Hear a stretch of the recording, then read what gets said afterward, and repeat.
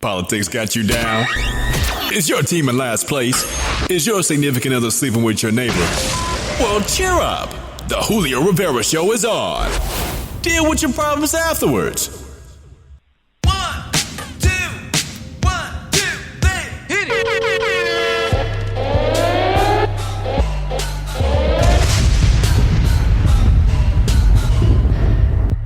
We are controlling transmission. Ladies and gentlemen, The Julio Rivera Show is on. And popping. What a week it's been. Oh my God. The hatred, the discontent amongst party loyalists, people that think that for some reason it's a good idea to stay home. Let me ask you a question. How different would the world be if Mitt Romney was president today? Would we have the issues that we're dealing with, the distractions, the nonsense? It's time to reclaim America for Americans. My name is Julio Rivera, and this is the Julio Rivera Show, hashtag ConservaRican, on a Thursday, July 21st, 2016, in the midst of the Republican National Convention. People are taking my support of the Republican nominee like a heel turn in wrestling. Am I a bad guy? I just want to make America great again. Make the world a better place. Make the world a safer place for our children. We have to stop Hillary Clinton, and tonight we have an incredible show. We have David Weissman, contributor to Politichicks, a great man. He's trying to get Republican support in Israel for Donald Trump so we can stop the progressive agenda. We have Xander Gibb, my buddy, whose show I've been on several times.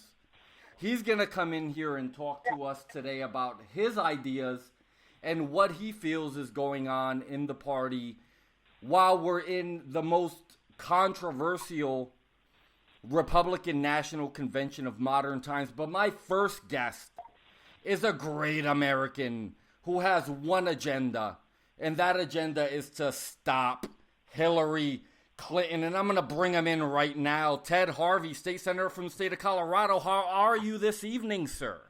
Good evening. How are you? I am just off the floor of the GOP convention. All right. Let's just right now off of the bat, how can people help the cause to stop Hillary Clinton? How do they help what you're doing? Well, they can go to my website, which is stophillarypac.org, stophillarypac.org. Sign up to become a member. We have over 1.5 million members of this army all across the country that are dedicated to taking back our country and making sure that Hillary never becomes president of the United States. While they're there, take a look at the commercials that we have produced and that we are airing all across the country. And they're expensive, and we need to keep them up. They're hard-hitting commercials that are going to leave a mark on Hillary Clinton, and we need everybody's help to keep these running through the November election. So anything that anybody can contribute to this effort, you can go to our website at stophillarypac.org and contribute to the fund and help us continue to keep these commercials running for months to come. And also, as the Republican Party is just nominating Donald Trump, get out and vote for Donald Trump. All right. In November. And let me ask you a question, because this is very important. Money plays a big role in politics, and the Democrats are so good at fundraising, and Donald Trump is a little bit behind the 8 ball here with some of his promises of self-funding and whatever. But let's just take that right off of the table. We need to come together as a party, and the Republican Party is as splintered as I can ever remember it being. What do you attribute to that? Why are people so afraid to nominate or to vote for Donald Trump? Well, I think he personally ran a terrible campaign, that he was very aggressive in an inappropriate way against several of the candidates, and people are very passionate about their candidates. And when one of the candidates is inappropriate towards the other candidates, it causes hard feelings, and it's hard for those feelings to get mended.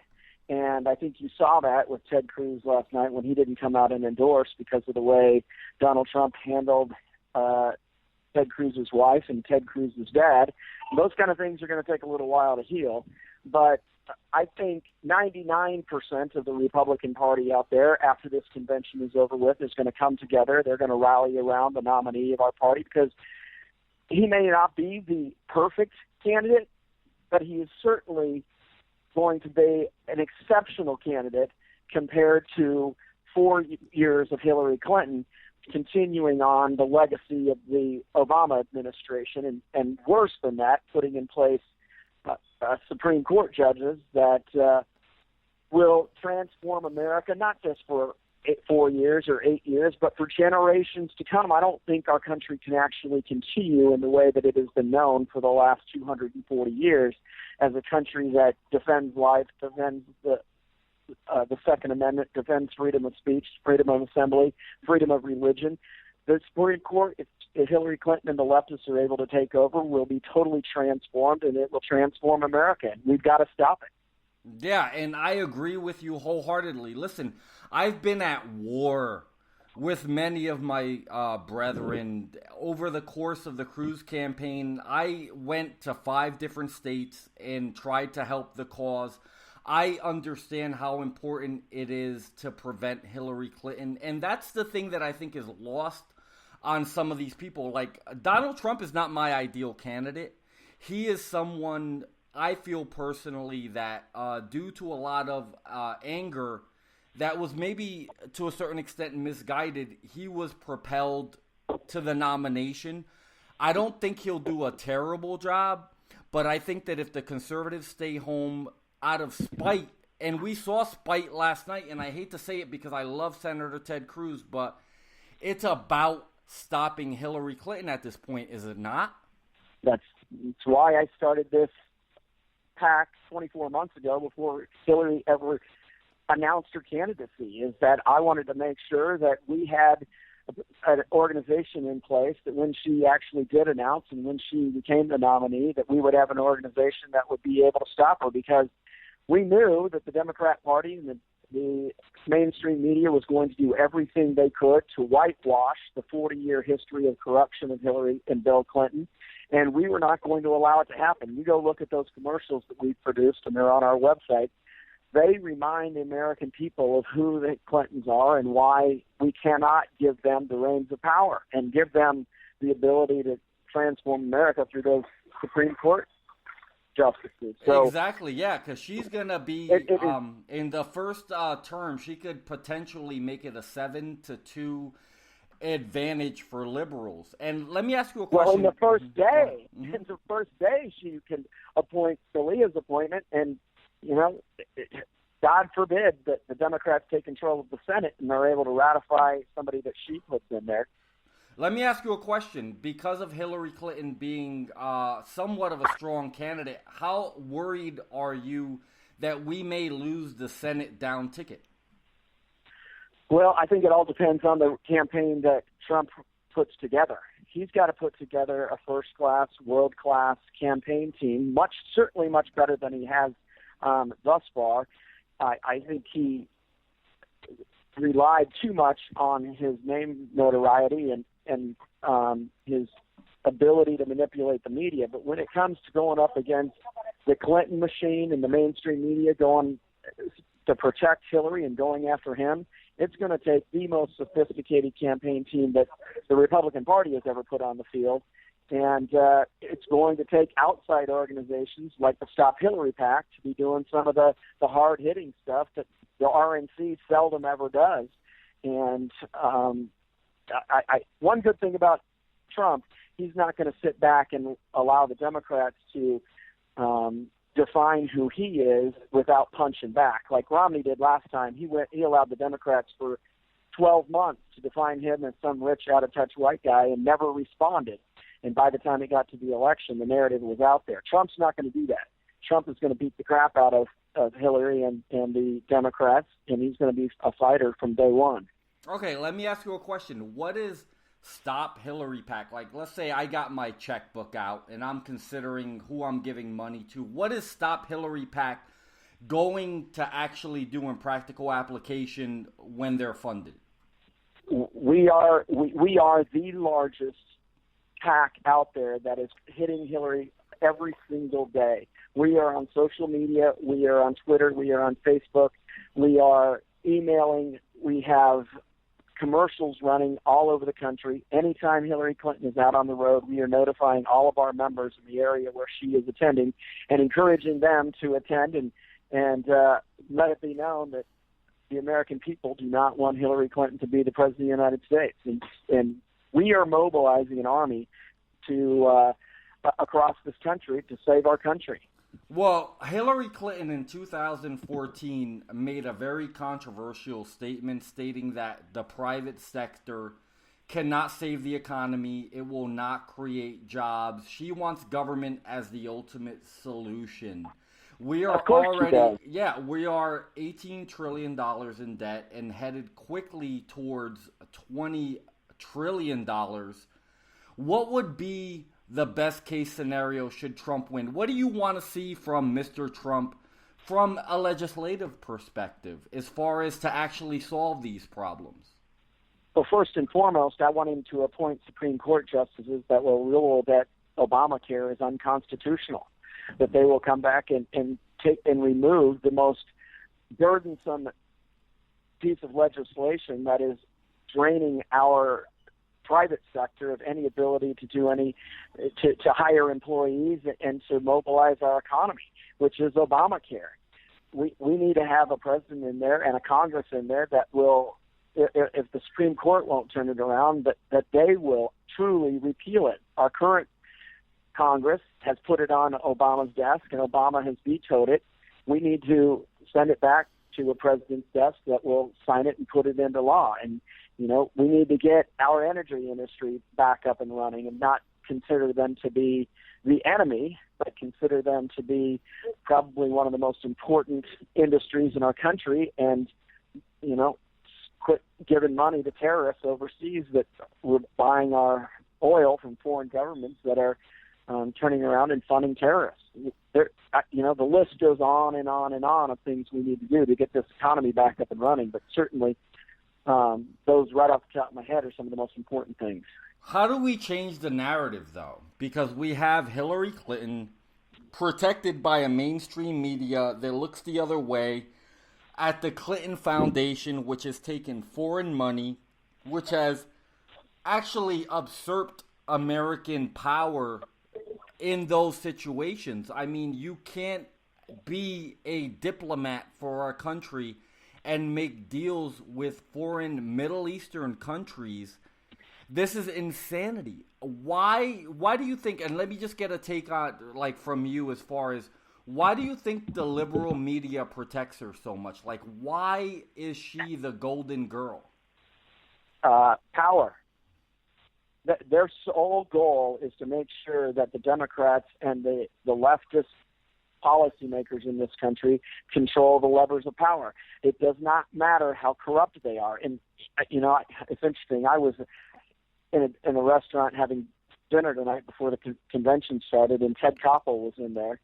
And I was thinking, I'm not the biggest Ted Koppel fan in the world, but he was a journalist and was proud of his career, and he would never allow something like this to happen, as scandalous as the Secretary of State using her office to essentially blackmail foreign countries and funnel money, $2 billion into her foundation, and having her husband be giving speaking engagements for $5 million a speaking engagement. It's ridiculous that the press is not all over this, and it is in a book. There is a movie coming out, Clinton Cash, and the media is totally and completely silent on one of the most abusive, corrupt things that any administration has ever done before, and they're just turning a blind eye to it. All right, I'm not that familiar with Colorado politics or too much with your involvement, but I'm assuming that you're a conservative and that you're trying to advance conservative policies. Why are conservative policies not playing well with mainstream Americans right now? Well, I think it is. I think that you saw Ted Cruz being one of the leading candidates. I think you saw Rand Paul being a very well-received candidate.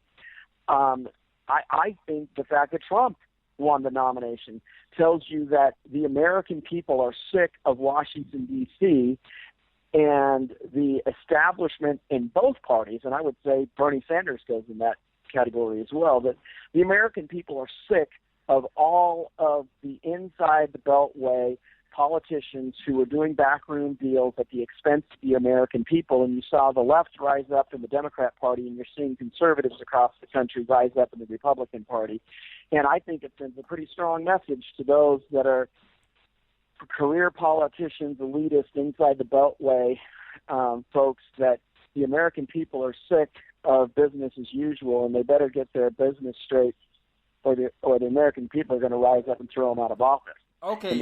And I was just going to say, in 2014, conservatives rose up, and we had historic gains in the House. We retook the Senate, and we were rewarded in December of 2014 with the Omnibus bill, which was pushed through by Boehner. Yep. But people said, let's see what happens for the next bill in December of 2015. And we got the Omnibus bill, which was a $1.1 trillion atrocity. Yep. Why should Americans put their trust in legislators in D.C. right now that are claiming to be conservative, but don't actually, in practical application, attempt to pass conservative bills? Well, you look at what happened in 2012 and 2014. Over the last several cycles, we've elected conservative heroes. We've elected the Ted Cruzes. We've elected the Mike Lees. We've elected the I'm blanking out, but the Rand Pauls. Those people are heroes that are going down there into Congress and knocking heads around and doing the good work of the people. We just need to get more of them down there, because the Bonyers of the world have been down there forever, and they have consolidated power. Just a handful of conservatives can't do what needs to be done. We need to send them reinforcements. And thankfully, Ted Cruz and everybody have stood up and shown that to all of these legislators, you can be a conservative hero and still be successful, and you won't get, most people get up there and they get so afraid that they're going to lose their seat, they're going to lose powerful committee assignments.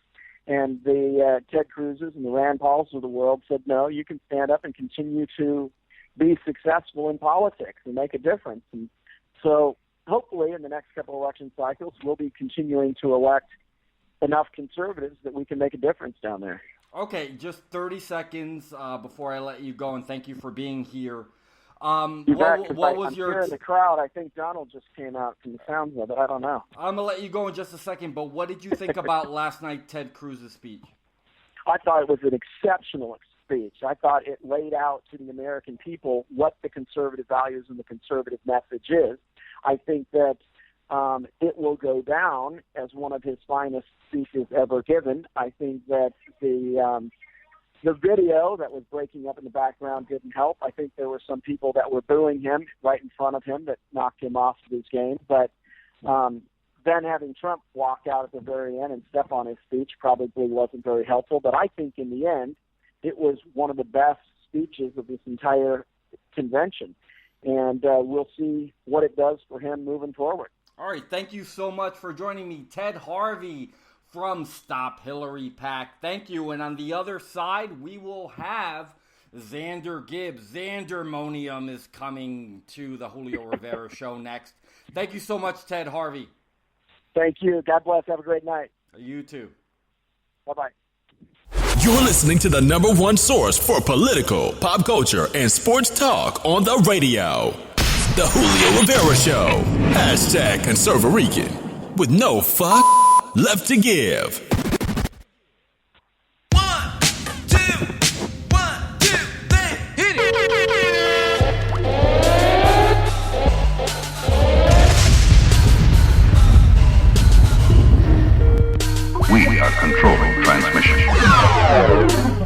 Ladies and gentlemen, the Julio Rivera Show is on.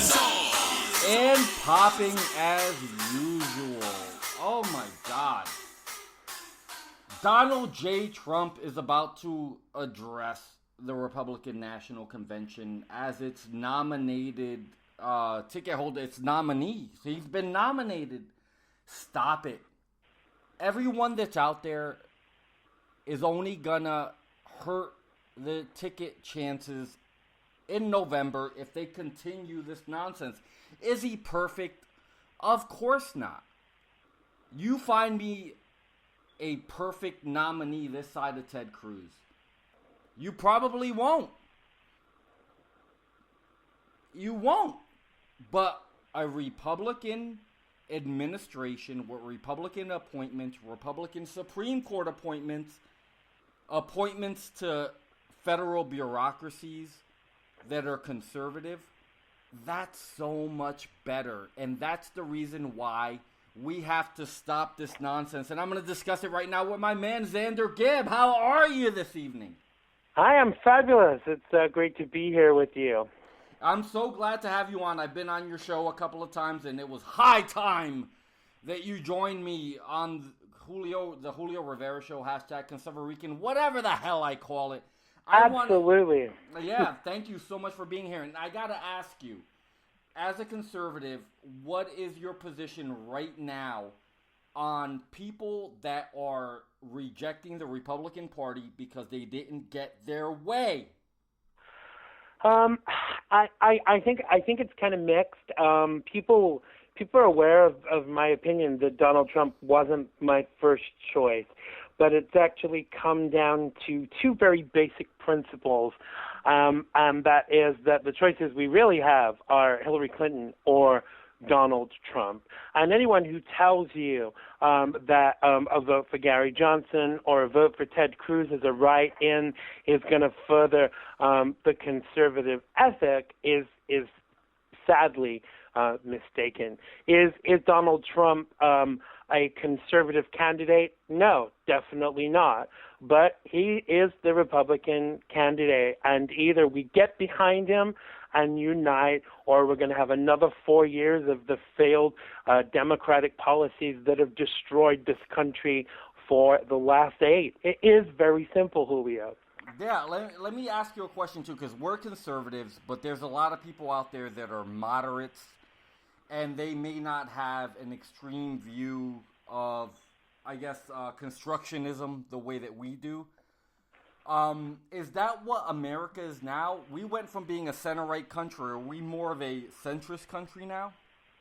I think it really depends upon your perspective, but it actually starts and ends with me with conscience and patriotism, because ultimately we could, like some conservatives, just dig in our heels and say, I'll never accept Donald Trump, and that's simply in simple terms, you are accepting that we're going to have 4 years of Hillary Clinton and an extension of the Obama administration for another 4 years. I'm sick of labels. I'm sick of all of these things that tear us apart. Let's build on a foundation of what unites us, the fact that, number one, we're American, number two, we're conservative. And as you were saying, not 5 minutes ago, there is no perfect candidate out there. Jesus is not running, unfortunately. So we have to work with what we've got. And I don't want to be disrespectful about Donald Trump. There are lots of things I don't like about him, but I have to actually put those aside. I have to love America more than the things I dislike about the candidate. Okay, let me ask you a question. Do you think that Americans are generally ignorant about the separation of powers and they don't realize what Hillary Clinton can accomplish in 4 years? Well, I think some people are very gullible and they believe everything that the media tells them. Up until 5 years ago, I was a lifelong Democrat, and I believed what I was spoon-fed. There is an element of brainwashing in the political field. And if you don't believe what you're told, you're kind of outcast. But I think that people only have to take a step back and look what she did and the things that she managed to destroy while she was Secretary of State. How many more American lives have to be lost before people see that she is not a good choice? I mean, it's not hard, is it? Because the facts are out there, but it's about choosing to actually see those facts rather than the things that are kind of like forced in front of us about, that Hillary is a wonderful woman who stood by her husband and has a string of bluebirds around the bottom of her feet. That is not what Hillary Clinton is about. I'm sorry.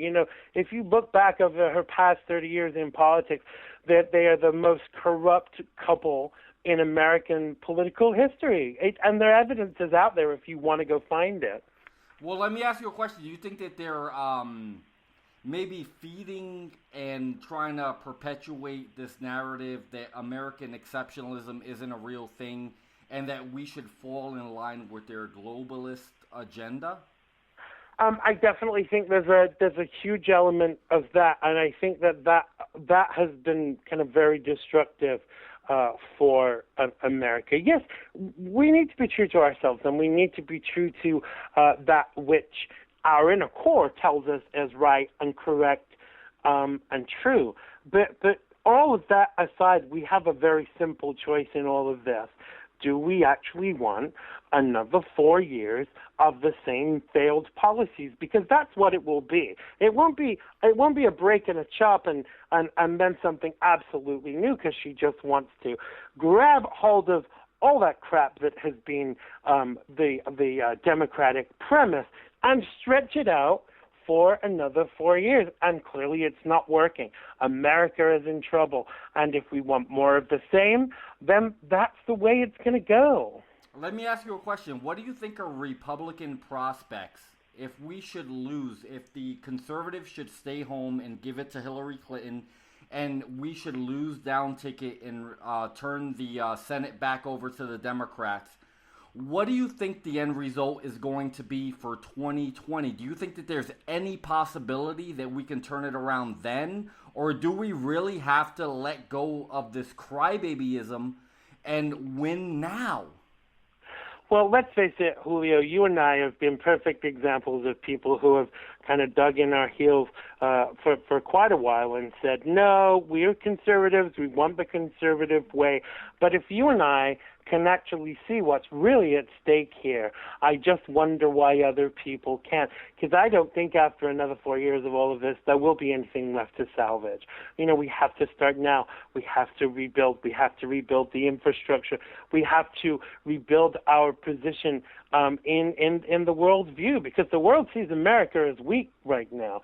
And our leadership has been weak, and so we seem to be weak. And this is why we get attacked. This is why people like ISIS think we're a pushover. You would not have this level of response to ISIS with Donald Trump. He'd get in there and they'd kick their butts, without a doubt. Okay, let me ask you a question, though, because some of the fears from the far right, the Stop Trump, the Yoni Cruz people, is that he's not much different. Do you see him as a unilateral ruler, or do you see him as someone that needs the help of his Republican brethren to try to make a turnaround? I definitely don't think he can do it on his own, and I don't think that he's suggested that. I think he's been very open and honest about the fact that he's going to surround himself with the best people. And let's face it, that's what good leadership is about. Is he arrogant? Yes. Are we going to have issues on a world level with regards to how he can approach those issues? Yes, of course.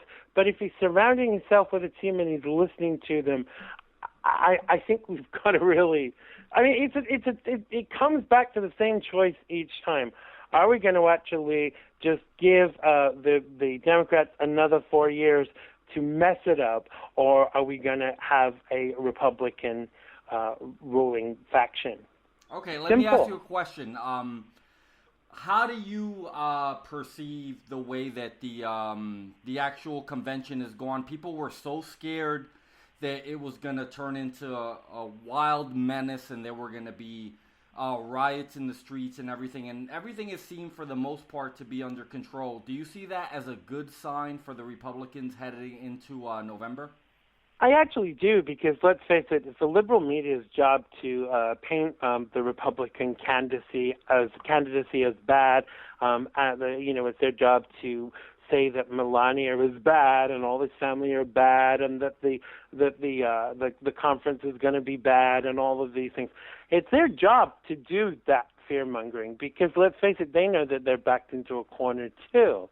And clearly, if they do lie about it, that's the only way that they're actually going to elongate this fear. But let's face it, all of the things that were said about this convention, that the RNC were going to turn on Donald Trump, they weren't going to accept him as the candidate.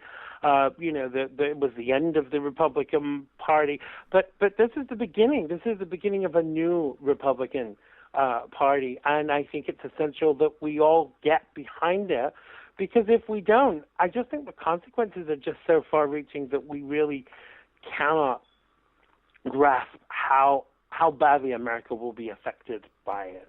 Okay, let me ask you a question, right? Donald Trump, after about 80% of the primaries were done, rolled out a contradictory tax plan to what he had originally proposed. He also has had people in his campaign, which were later fired, contradict some of the bolder declarations that he's made. Do you trust Donald Trump?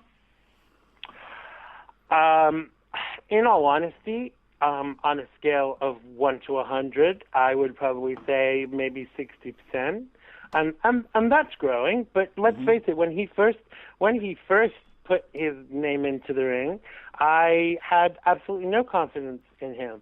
This is the thing, and I hate to use this phrase, but a lot of people are saying this is about the lesser of two evils. I don't want to describe anybody as evil, but it comes back to this simple choice all the time. And let's face it, when you're at the beginning of your candidacy, you don't really know what you're doing. Donald Trump is not a politician. Donald Trump is a businessman, and he's not spent his life in politics. But it's a curve. It's a learning curve, and I think that it would be naive to expect him to know everything, because he doesn't know everything, or he wouldn't be saying he was going to surround himself with the best people. The ideology that, I mean, he's not a stupid. He's a little bit egotistical, but he's not stupid.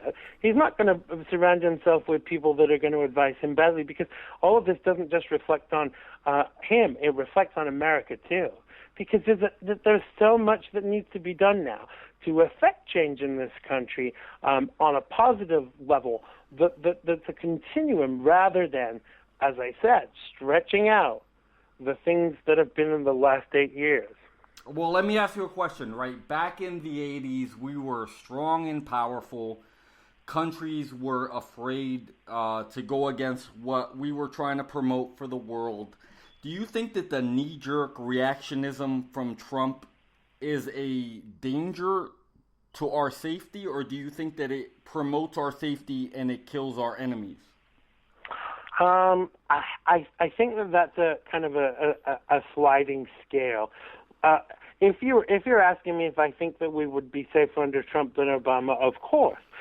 I of course have reservations about I've seen how he's responded to some people in the media. He goes on the attack. He's not going to be able to do that when and if he's elected president, because it's a totally different ball game by then. You can't just go and invade a country because they've said something bad about you or because they've upset you. Let's face it, although he would be the commander-in-chief, it's kind of, it's not like he's just going to be able to say, right, let's go bomb Russia, is it? Let's face it. Let me ask you a question. As far as the establishment Republicans, which are already in place and already have a hold on both, the House and Congress, between them and Donald Trump, who do you trust more? Do you trust McConnell and Ryan more? Do you trust Trump more? And do you think that they can work together positively in our best interest?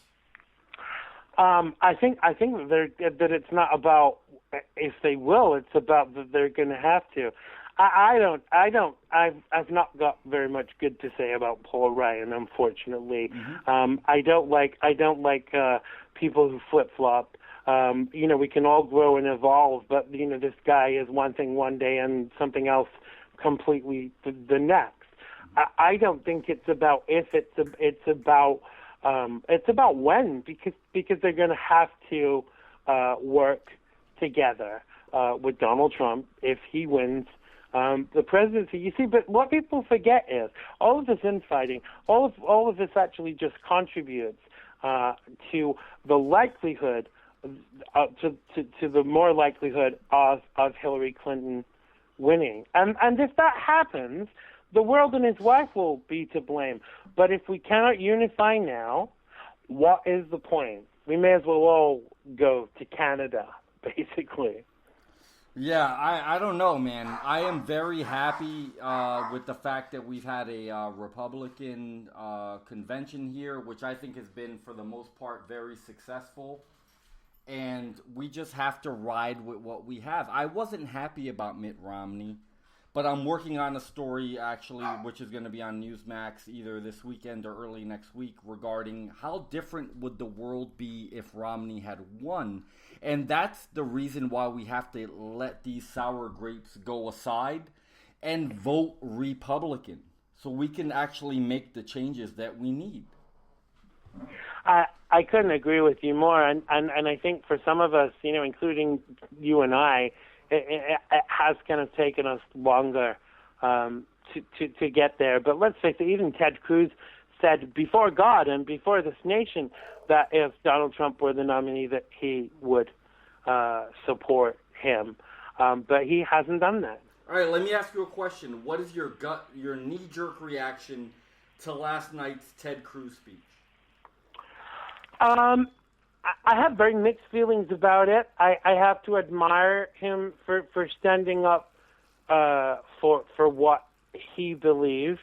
But it goes back to what I was saying earlier about loving America more than me disliking things about Donald Trump. And if Xander Gibb, can do that, then Ted Cruz needs to do that too. Sour grapes, it's too late for sour grapes. Get over it, Ted. You want the nominee, and that is unfortunate, but it's imperative for the party and for the country that you get behind the nominee, because if you don't, you further that division and you work towards furthering Hillary Clinton's being the president. And that's actually what's truly sad, is that that's the eventuality that we're faced with should conservatives stay home. And I am sick and tired. I've received so much abuse this week from conservatives, and I stood there, and I don't want to hear anything from anyone. I went to so many places to try to promote Ted Cruz. I wasn't a part officially and a paid member of the campaign. I did this, it was straight activism, because I am a believer in the Constitution, and I love everything that Ted Cruz stands for. But I think personally that he hurt his constituency. I don't know how you feel. Give me like 30 seconds on that. I definitely agree with you, and he's actually hurting his own reputation and his position in all of this too.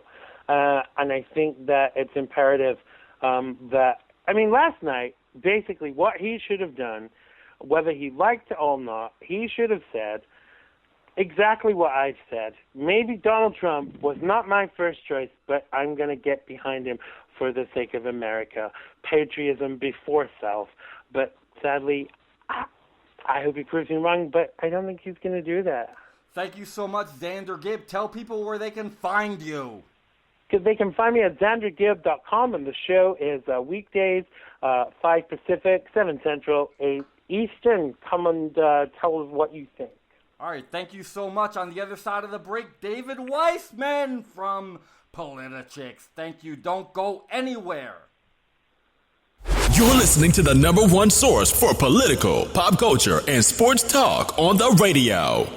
The Julio Rivera Show. #ConservaRican. with no fuck left to give. 1, 2, 1, 2, 3, hit it!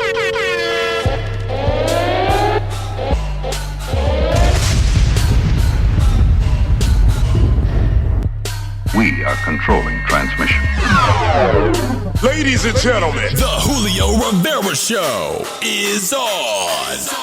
And popping. Thursday night of the Republican National Convention, we have a nominee, and he has a vice president, and if he wins, he'll appoint a cabinet. What a novel concept. Republican values moving further to the right. How is that a bad thing? Right now, the gentleman that I have on the line, and I am so blessed to have Mr. David Weissman live from Israel. How are you this evening, sir? I'm good. How are you? I am great. Tell me what's going on. What are you hearing on the ground there in the Holy Land?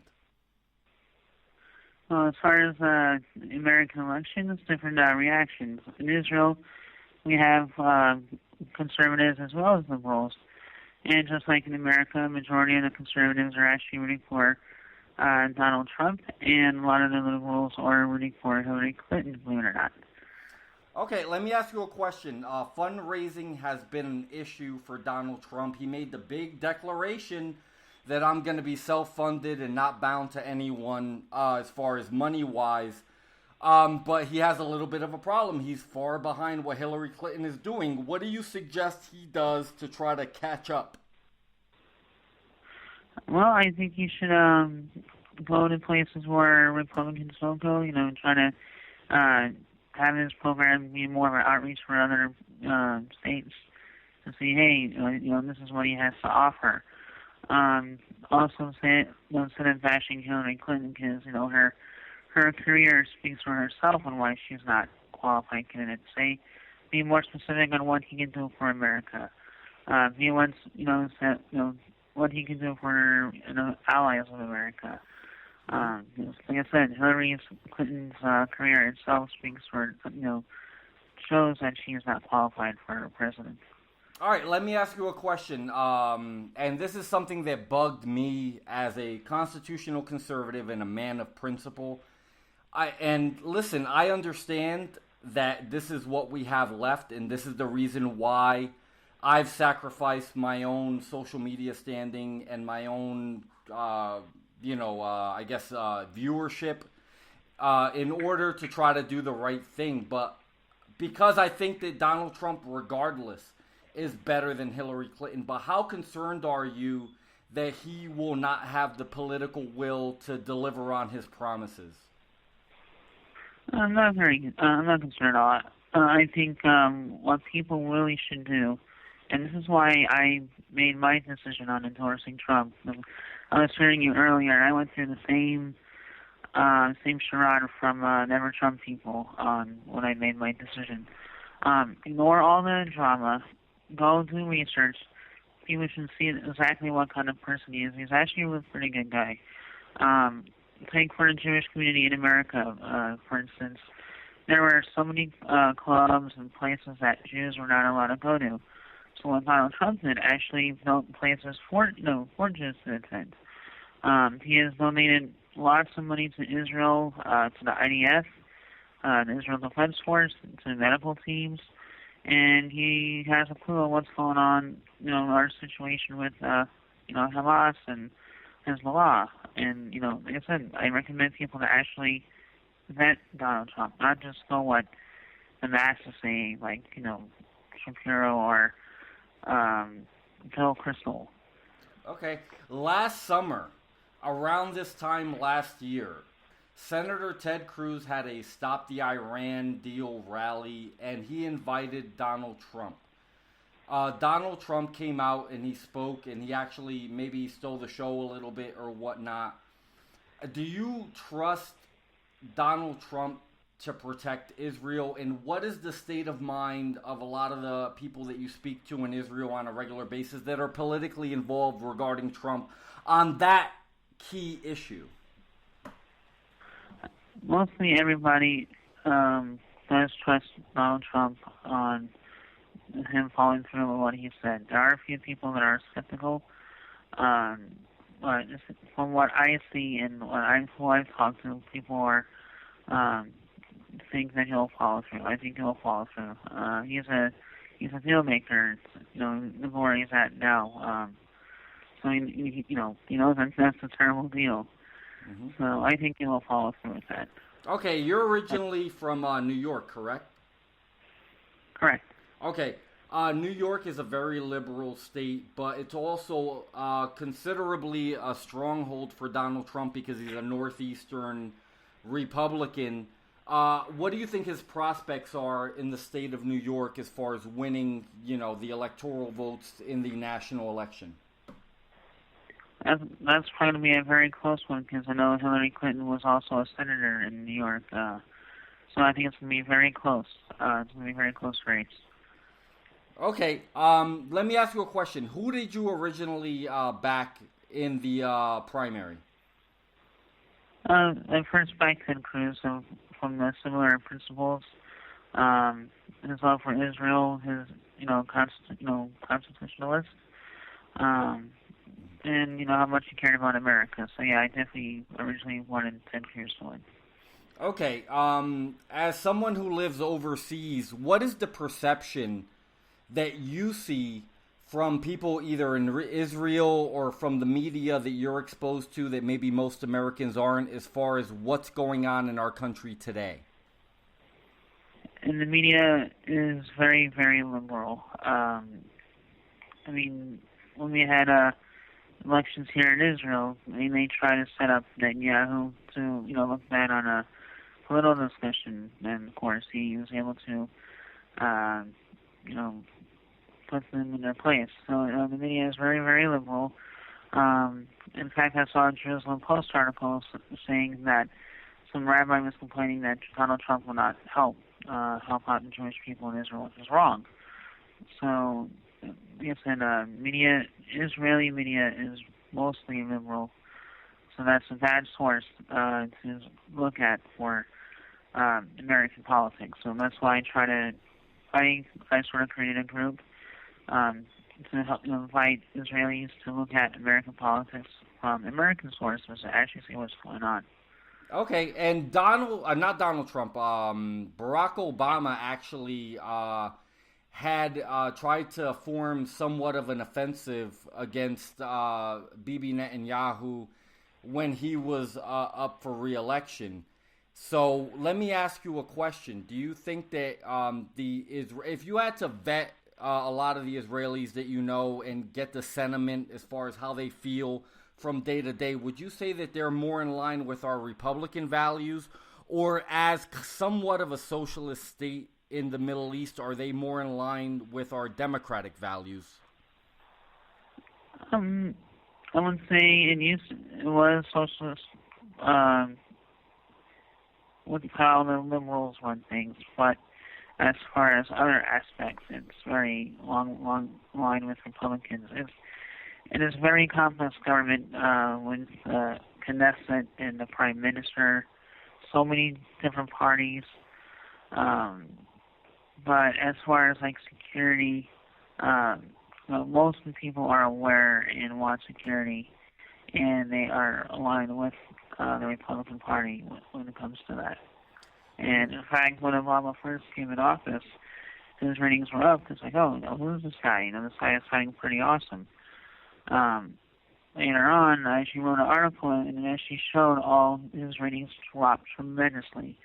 Because of what kind of person he is and how much he tied Israel's hands behind his back from defending itself when we had our war a couple of years ago. Let me ask you for a second to take the temperature of the citizens there in the Holy Land. How afraid are they of the day-to-day threat from radical Islamic terrorism? Well, most are not afraid. Israelis live life there's no terrorism. There are some that are alert. It's both good and bad because you do see different types of people. You have your very alert people pays attention to your surroundings. And then there are people that are off the law land, and it's okay, nothing to worry about. But overall, I mean, Israelis will continue to live their life. They're not going to let terrorism get in their way.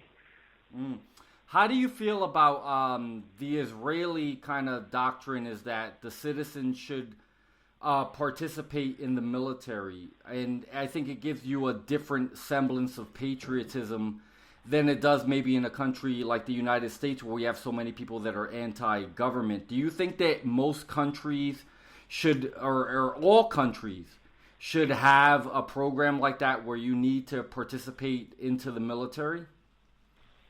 I totally support that. I'm actually a U.S. American veteran, Army veteran myself, and I think that at least 2 years at the minimum. Go out there. You have an appreciation of your country that you're fighting for.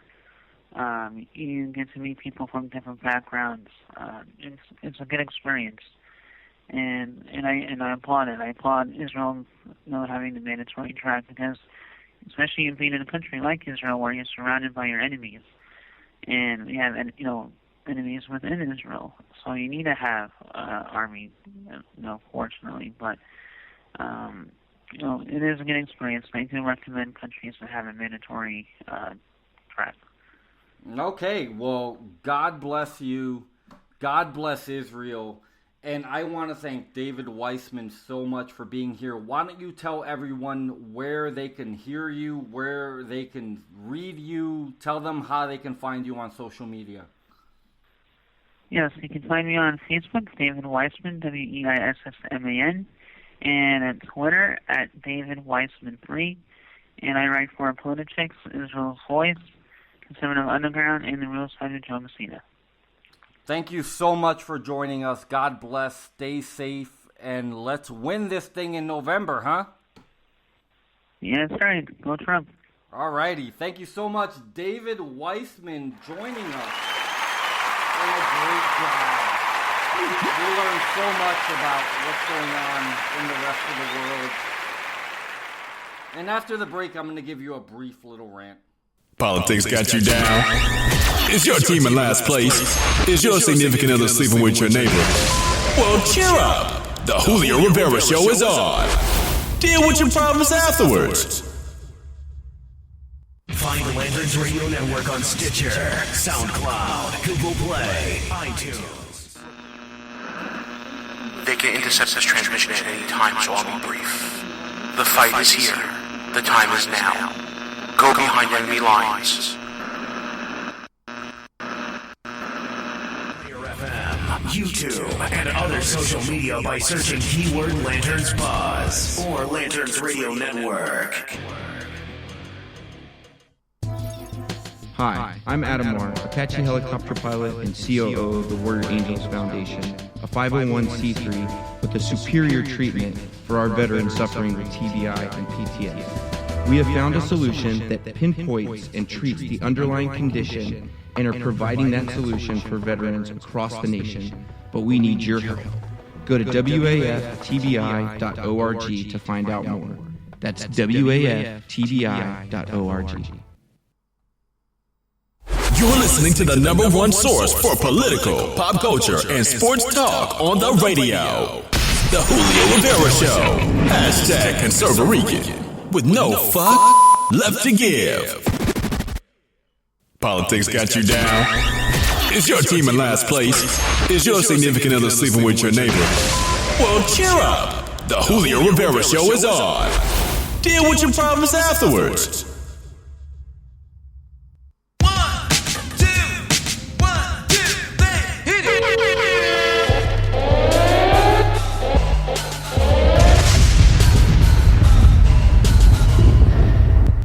We are controlling transmission.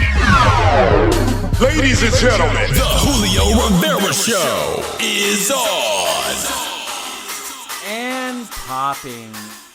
You know what? Before I leave you tonight, I just wanted to talk for a little bit because the last week has been professionally, and listen, I do this for fucking, I'm not going to say shits and giggles because it's important and I really feel that we have to change the direction of the country, and it's important. Ted Cruz was an inspiration to me and continues to be because he's a great American. And he's someone that I have so much respect for. I don't want to be misquoted or misrepresented here. Politics is a dirty business, and that's one of the reasons why I consider abstaining from this, because the last week actually showed me a lot of the dark side. People that were so supportive of me completely disowned me based on the fact that with the options that were presented, we need to take a defined course. I voted for Mitt Romney in 2012. The world would have been a different place right now had he won. Would it have been perfect? Is he a constitutionalist? Is he a total non-progressive? Of course not. But he's not a Democrat. He's not a far-left liberal. He's not a product of the 60s radicalization, the anti-Americanism that has penetrated the executive branch. I'm sick and tired of it. Donald Trump is not my ideal candidate, but he loves America. He understands what it takes for the average citizen to be successful. I'm nothing more than the average citizen. And 99% of my listeners aren't either. We have to take a stand against this agenda, which has permeated through every aspect of our lives the last 7.5 years. From a lack of common sense on social issues. George Bush was not a great president, but for God's sakes, we knew what shitter to use when he was the president. We weren't shooting at police. We weren't sensationalizing non-issues that aren't supported by statistical evidence. America needs to come back. And it's a cooperative effort.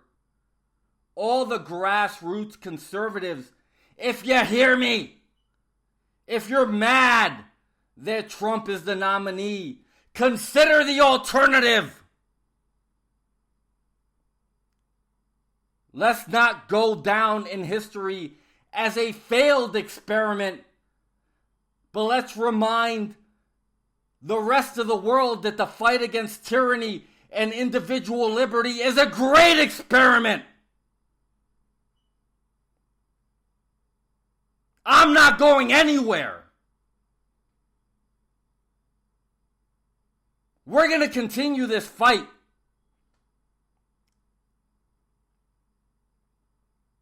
Stay tuned. God bless all of you. And please don't forget, we're blessed by God to have been born in this country. And it's still pretty free.